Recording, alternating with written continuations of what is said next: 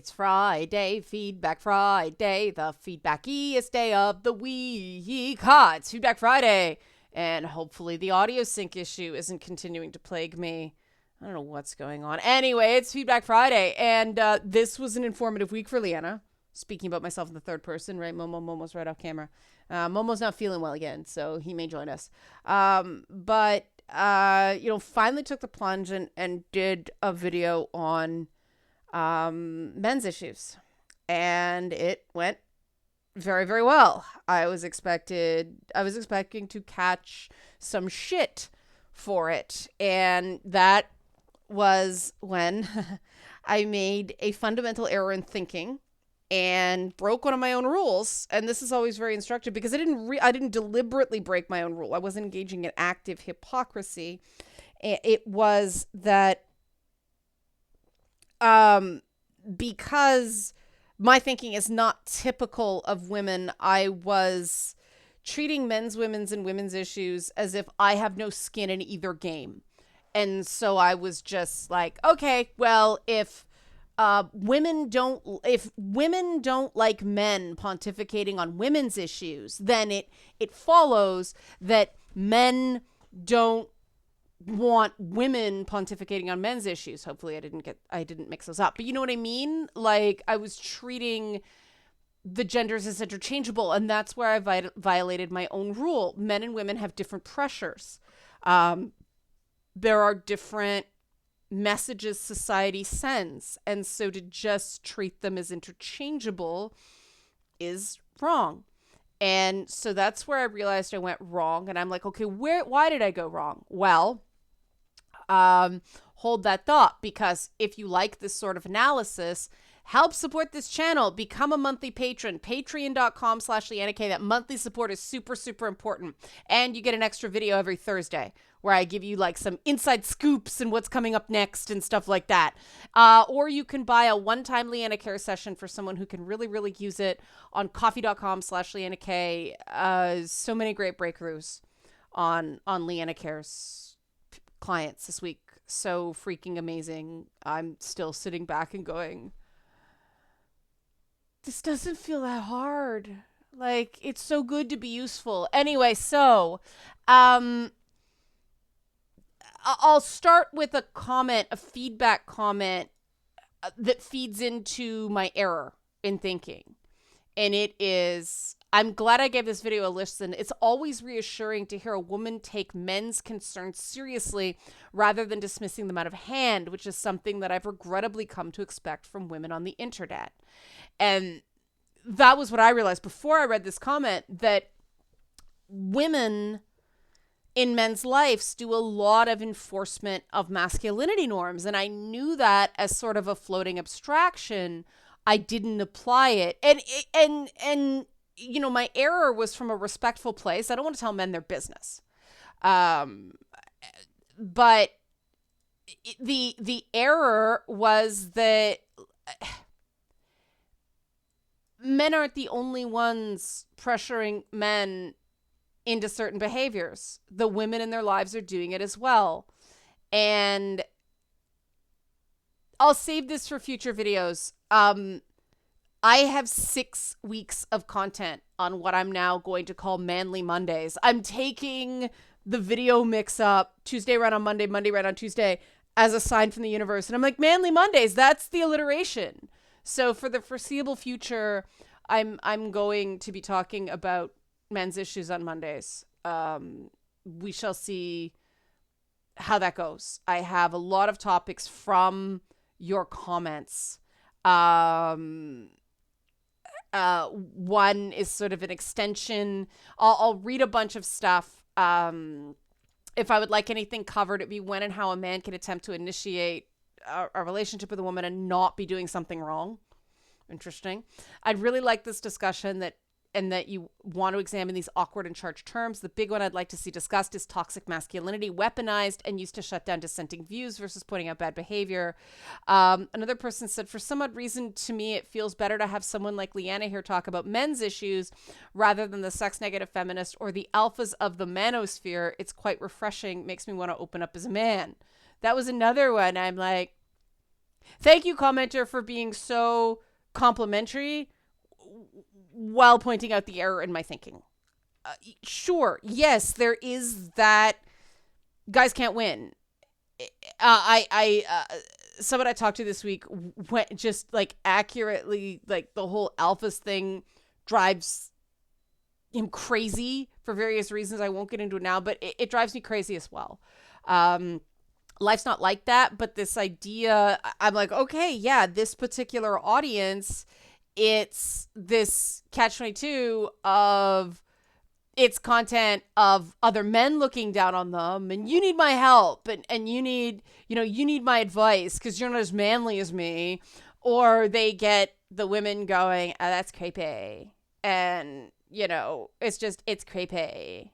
Whoa, can you give me some granular detail on creepy? I don't know. It's creepy. Stop being creepy. I understand. I'm doing a particular voice there, but that's what I associate with that that attitude. And this is where we get into subjectivity, and this is the next realm of comments. The other thing that was big. Sorry, before I move on, the other thing that was big was disposable male syndrome.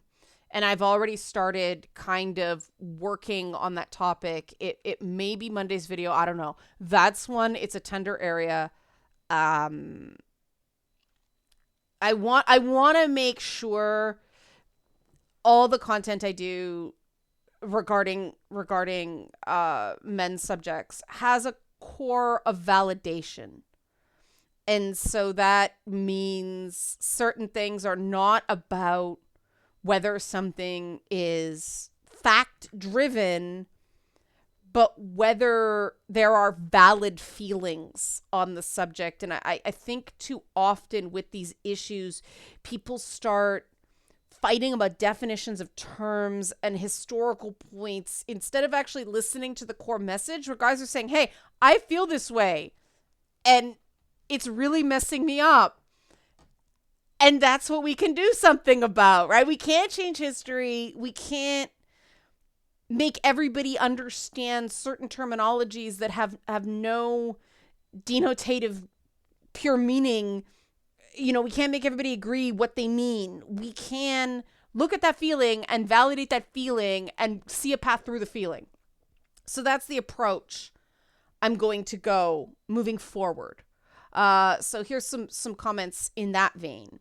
So it appears that the strain of feminism that's in the mainstream is reinforcing traditional gender roles, either accidentally or intentionally.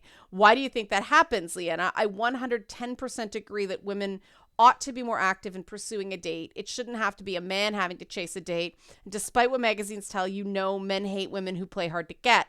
I saw this post that goes something like, I said no to a man, but I wanted him to try harder. And the response was, I asked for pizza, but I really wanted steak. Why did he give me a pizza? Interesting perspective. So the question, why do I think that mainstream feminism reinforces traditional gender roles? I have talked about this before, but it bears repeating, right? Because some people found this video and don't necessarily know me or what I'm about. Okay, so there are gatekeepers in media, and gatekeepers, there are exceptions that prove the rule, but gatekeepers are generally interested in maintaining status quo. Why? Status quo works for them. So the opinions about feminism or anything else,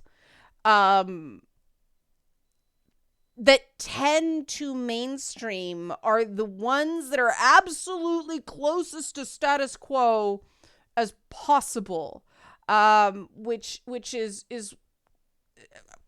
I'll avoid the third rail, but this is just the reality of social change. Lasting social change is incremental. You have to find points of consensus that will stick and build from those. You cannot scream at people or bully people or shame people into changing their minds. All that does is make people stop talking to you. You have to be willing to engage in friendly debate and actually listen to what other people are saying. And of course, in large public spaces like social media, there will not be agreement, right? Different strokes for different folks. Make that dirty if you want. But what is happening with the mainstream is, first of all, feminism's a dirty word. Second of all, it's very difficult for a lot of people to imagine a truly equal world because there are so many different types of inequality, right? Socioeconomic class, disability, race, gender, so on and so forth. And frankly, I mean, one of my big frustrations seeing the way certain WSCMs, for those of you who don't know, that's from my boss fight series, white, straight, cisgender men. I see certain guys who fit that description getting attacked online, and I know for a fact they are not,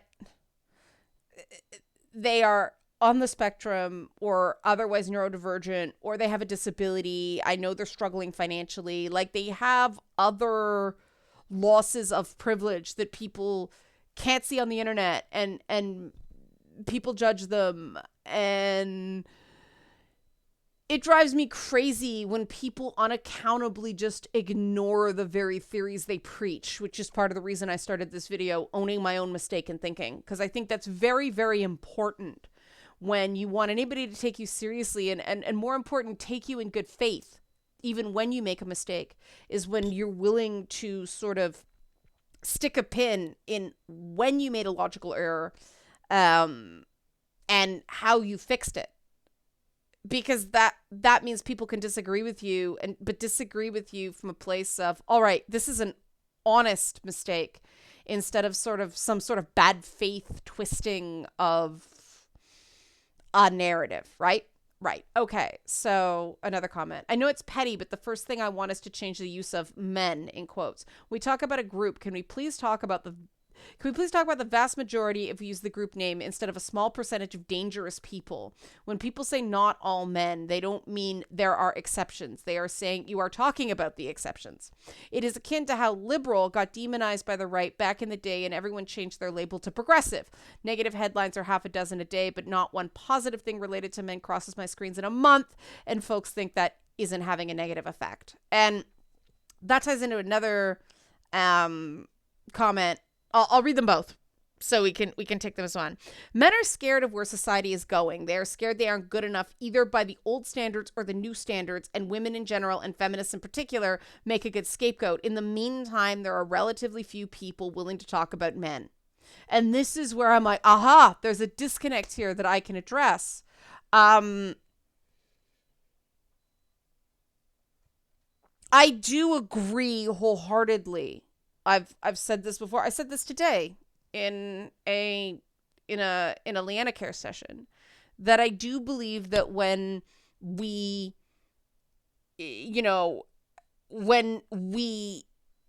think like we have to train men to not be some bitches, that was me being ironic. We have to train all men away from bad behavior. What we're actually doing is normalizing that bad behavior instead of going, no, that behavior is aberrant. Why are we treating that like the rule instead of the exception?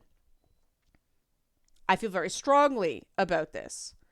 I think that and I get that the U.S. has these sexual harassment training classes because of a Title IX requirement, and it's very performative and all this stuff, but everybody knows it's bullshit. And I think that what would be better is to actually have more, ironically, safe spaces devoted to different people understanding each other. So none of this progressive stack crap. Here's my issue with the progressive stack. Okay. If everybody has time to talk, you don't need to prioritize one group speaking over another group speaking. If everybody has a time to talk, if everybody has time, space, and freedom to talk, you don't need to prioritize certain groups over other groups. Why? Because you've actually created an equal playing field. You may need to encourage, you may need to set a tone to give certain groups the confidence to talk, but that's not the same thing as going, okay, we're going to prioritize certain groups of identity politics over others. No, that means you're changing the order of inequality. You're not actually creating equality. Now, there are many times where there are just far too many, like Feedback Fridays, far too many comments to get to all of them. But I try to make sure I don't deal with the same people every week. There are some commenters that just happen to be very high quality, and if something's like legitimately good and awesome and interesting, I will include it. But yeah, I think there need to be more spaces where everyone's on an equal playing field and everyone gets a chance to talk and everyone's challenged in a friendly, safe, welcoming environment, because that's how we move forward. If people are afraid to talk, they cannot effectively listen. Now, that does not necessarily mean it is automatically someone's turn to talk. There is a difference between recognizing you have to wait your turn and believing that you are going to be jumped all over when it is the appropriate time to speak. Makes sense? How we solve this issue is different, and that leads to the second part of the comment.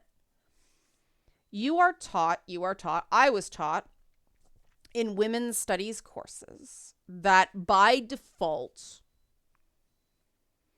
courses based on subject, so history and English and geography and anthropology and sociology, those are by default about men. Science is about men. And yes, historically, scientific studies have been not representative of the population at large. It's who they can get, which tends to be whiter and more male.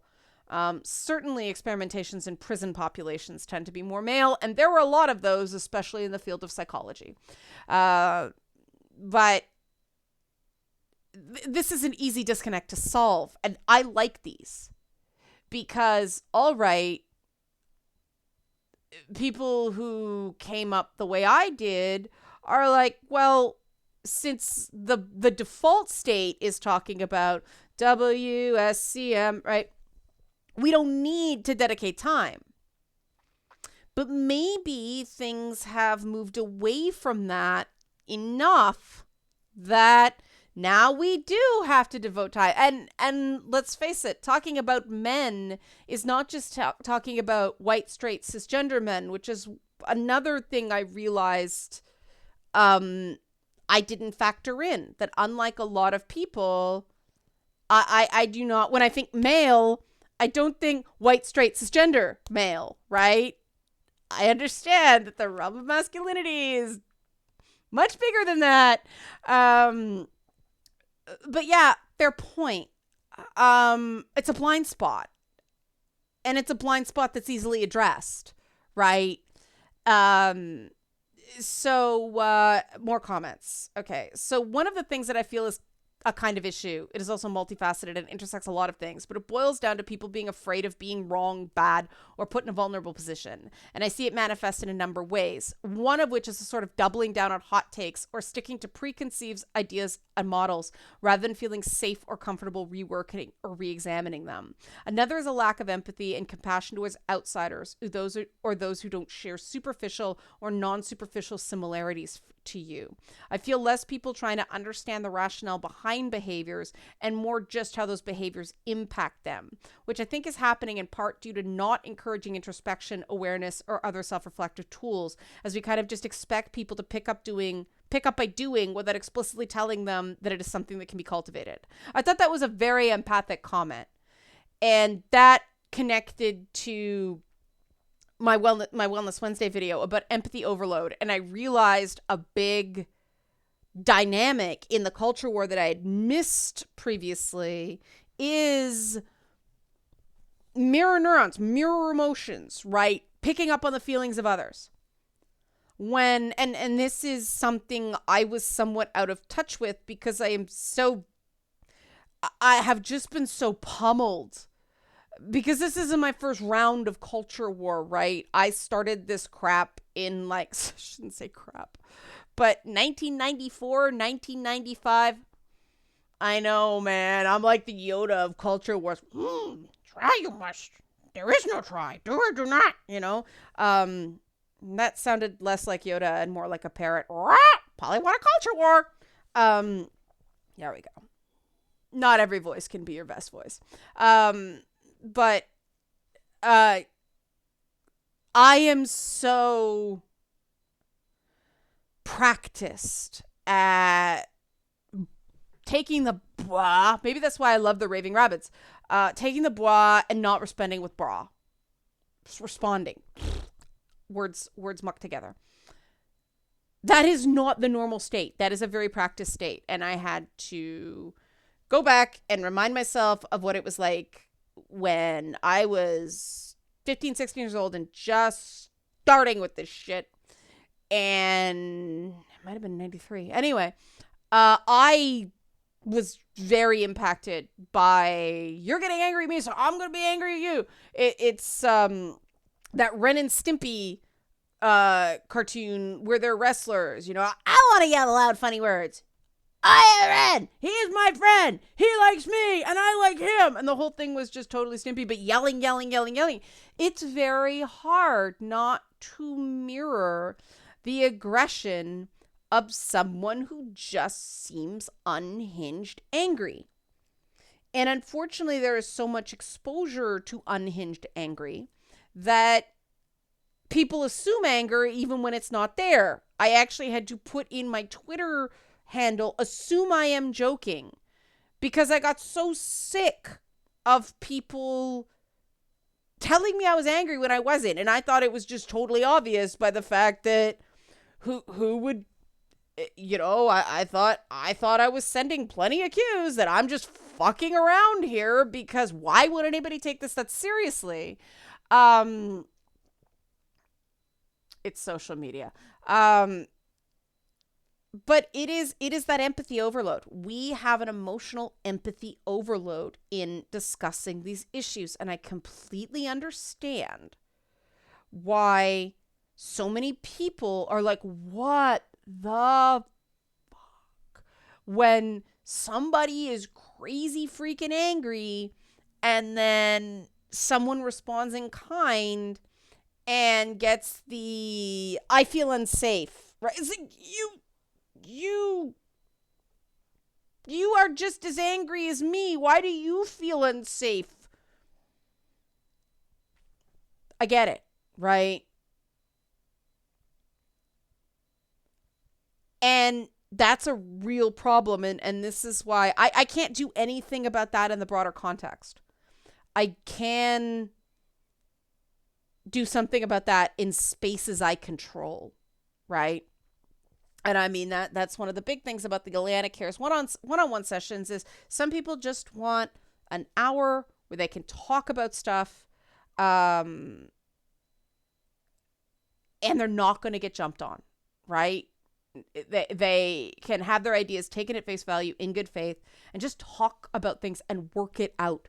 You know, I had an absolutely phenomenal conversation with somebody about the denotations, connotations, and metaphysics of gender, and how gender is not deduced, it is induced in terms of logical process. It was it wasn't the whole session, it was about 40 minutes long, but it was a great conversation. And this was somebody who felt really afraid to bring it out. And it was dense formal logic and philosophy, man. But we actually made progress. And part of it was just, we defined terms. And if that makes someone's world feel less chaotic and feel less, and I really enjoyed it. It's really good mental exercise for me to engage in something that deep. Because let's face it, most people are like, huh, what? I felt bad because I was still in super analytical mode in the next session. The poor client was like, this is all really smart, but I'm lost. And I'm like, sorry, change gears. I'm not always I'm not always able to change gears quickly enough. But that empathy overload that I talked about on Wellness Wednesday, I do think is a major driver of the lack of understandings. It's this combination, as the commenter said, of a lack of empathy towards outsiders. And this idea that people who share superficial or non-superficial similarities to you and an overload of most people are not good at dealing with aggression. It unnerves people. Most people do not want to offend other people. And so when someone suddenly comes at them like a ton of bricks, the default thing is, what did I do? And then it's, wait, I didn't do anything. Fuck you. I feel unsafe. That's bullshit. But we all know that's the go-to move, right? Which is why some of you may have seen me on Twitter going, oh no, I was just minding my own business here. If you want to object to me, burden of proof's on you. I don't have to prove my perspective because I'm just somebody voicing my opinion. If you want to object to me and persuade me, you better bring some evidence, because that's not me. That's me not participating in, first of all, the empathy overload of the culture war, but also the bullshit. I'm going to attack you and then claim I feel unsafe. And I know that doesn't make me normal. And I know I've got to be very, very careful of the advice I give, because I don't have the same instincts normal women do. And I'm acutely aware of that. At the same time, I do validate my own responses, and I stand by that. My response is a valid response. It is not the only valid response. And I want to show you an example of that with a, somebody who identifies as female, who says the thing about women being treated as if they need extra protection in a dangerous neighborhood is that in general women are weaker than men. So the expectation is that if a male mugger jumps a woman, she won't be able to fight him off. Well, if the same mugger jumps a man, he has a good chance of being able to fight it off. A feminist on Twitter phrased it as, advice for women dealing with potentially dangerous situation is bring pepper spray, have a gun in your purse, use the buddy system to make sure you outnumber a potential attacker, while advice for men is punch the crap out of him. Now, I know that's the normal perspective, but I've talked a fair bit lately about it, and I realized my life must sound pretty rough, and then I realized, wow, my life's kind of been rough. I grew up in a pretty rough neighborhood, and I worked as crew and production and a bunch of other things, and as a comic. I've dealt with a lot of assaults at work, but they haven't been, well, some of them have been, of a minor sexual nature, but most of them have just been physically roughed up. And I know from that the thing that this whole thing is, men are expected to fight off a mugger, and women are weak and can't. Somebody like that has the element of surprise and also very likely a weapon. I mean, they used to teach us to walk to our car with keys between our fingers and, no joke, go for the eyes, boo. That was the training. Now, of course, you find out if somebody's really super tall, they have a reach advantage on you, and that don't work so well. But most attackers have the element of surprise, and that means that this punchy man thing doesn't work. They get the jump on you before you're even necessarily aware you're there.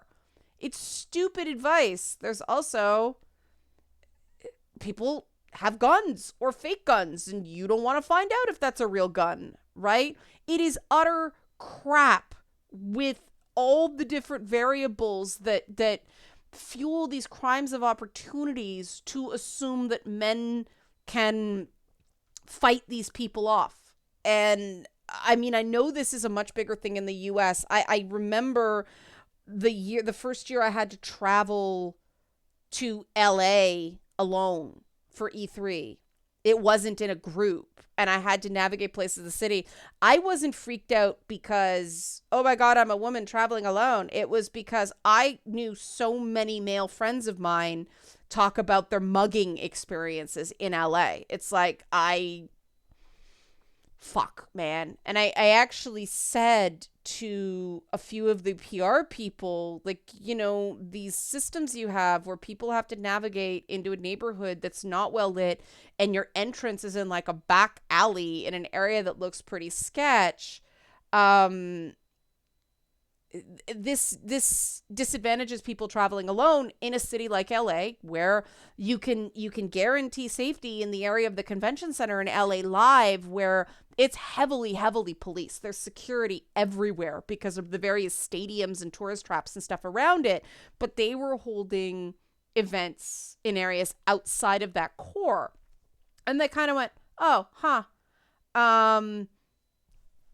Promptly dismissed the feedback, right? I remember, and I love the game, so chance to plug Sunset Overdrive.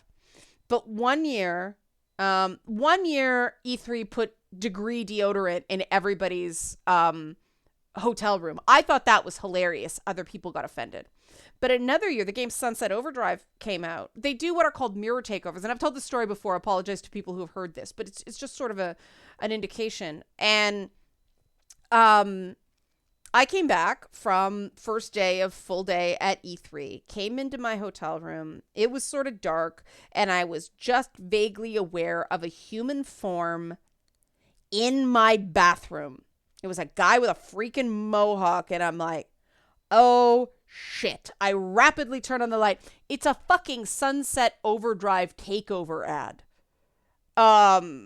In my fucking bathroom when I'm back at 10 o'clock at night, scared the shit, like total fight or flight response. And I actually brought the fucking thing into the Xbox PR people because I had an appointment next day. And it's like, this was in my bathroom. And the PR guy, because it's a Canadian PR guy, went, oh yeah, somebody really didn't think that through. And we had a bit of a laugh about it, but it's like, you know, I bet a lot of people had the exact same reaction as I did and didn't complain because they didn't want to seem weak, right? I dare anybody to call me weak, right? My issue is having to relate to people who do not have the same calluses on their soul, right? Which was part of my realization this week. And so we're going to work through this stuff together. I'm still going through the comments. I'm still making notes. Eventually, I would like to start doing discussion panels, advice on how that would work, where people can sort of show up, like town halls, and we'll limit the number of people. So, you know, take my own advice, enough that everybody has a chance to speak. The understanding that it is, you know, it will be released. Either it will be released more broadly or maybe not. Maybe we'll just make it a reasonably priced ticketed event, first come, first serve, but limit the number of speakers so everybody gets a chance to talk. Unless there's a different tier for people who just want to observe, but it is a closed group. I don't know. What do you guys think? I know I've talked about this before. It's refining the idea based on now this new topic. This isn't about mental health. This is about men's issues.